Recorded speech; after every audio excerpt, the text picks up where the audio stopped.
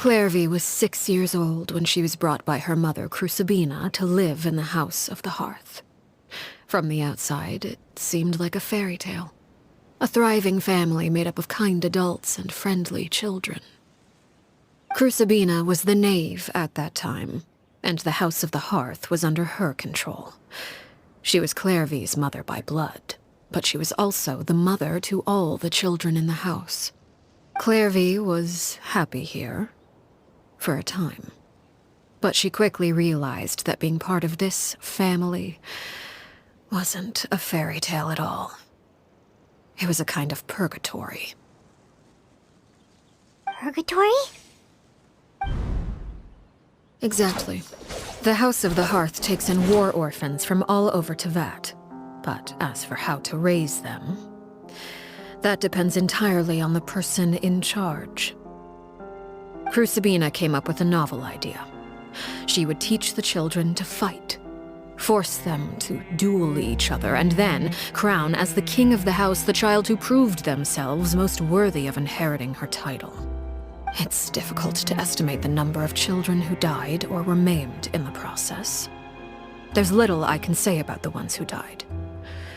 The ones that emerged with permanent injuries, on the other hand, well, they would be handed over to the doctor to be experimented on, or sent away on dangerous missions. Nothing more than tools to be used and then discarded. So those were the experiments Clervie was talking about. But what actually happened to her? You said that Clervie was Crucibina's daughter, so if Clervie tried to convince her to stop what she was doing, Crucibina probably would have listened, right? Despite being Clervie's mother, Crucibina cared little for her daughter. She forced Clervie to join the House of the Hearth only as a means to demonstrate her own impartiality as a mother, to prove that she treated all her children equally. Was a cheerful and passionate person with a tenacious spirit. Perouere, on the other hand, was rather cold-blooded. Her cold-blooded nature allowed her to see through Crucibina's facade. Yet, it was also this cold-bloodedness that prevented her from acting against it. At least at first. While Clervie longed for freedom, Perouere was convinced that, amid all the fighting and violence, she would make it until the end. Despite their differences, the two became fast friends, united by their knowledge of the truth.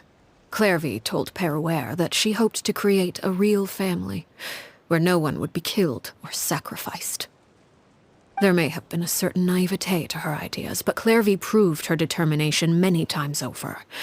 She tried countless times to run away, ask for help, or expose the truth. But her efforts only earned her beating after beating. The only thing that kept her going was her strength of will.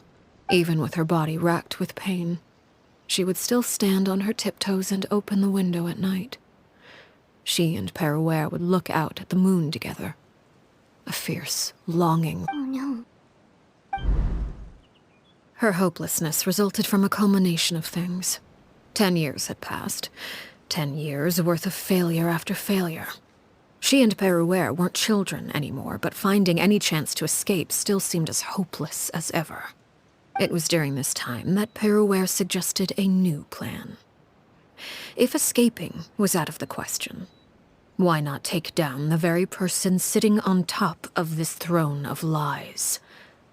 Mother herself. Clervie rejected that proposal. She claimed that, as a famous harbinger, Crucibina possessed an unimaginable amount of power. Trying to kill her would have an incredibly low chance of success. Clervie never gave another reason, but Perouere could see it written all over her face. Clervie still thought of Crucibina as her mother. Killing her own flesh and blood was a line she couldn't bring herself to. If she couldn't escape and fight back, then only one option remained. Precisely. Death was the only way that she felt she could be free. It happened during a duel. When she arrived at the dueling ring that day, her partner turned out to be none other than Perouere. The very person that had stood by her side all those years. It was a fierce battle. But ultimately, Clervie decided to let Peruere end her life. From that moment on, Peruere's journey was one written in flames. When the rain finally came and washed it all away, there she stood. It was the very result she had predicted 10 years prior. Even then, she believed she would make it until the end. She was unsettled. And there was only one thing that could quell that sensation. Perhaps you Crucibina, you mean? Correct. This is the place where Peruere killed her best friend. A mere year later, this is also the place where she fought tooth and nail to kill the mother they shared. The moment she acted, any conception of what was right or wrong ceased to. Peruere won the battle, and became a harbinger herself. After which Her Majesty, the Tsaritsa, bestowed upon her a new name. Arlecchino. So the Perry Clervie was talking about... It was you all along.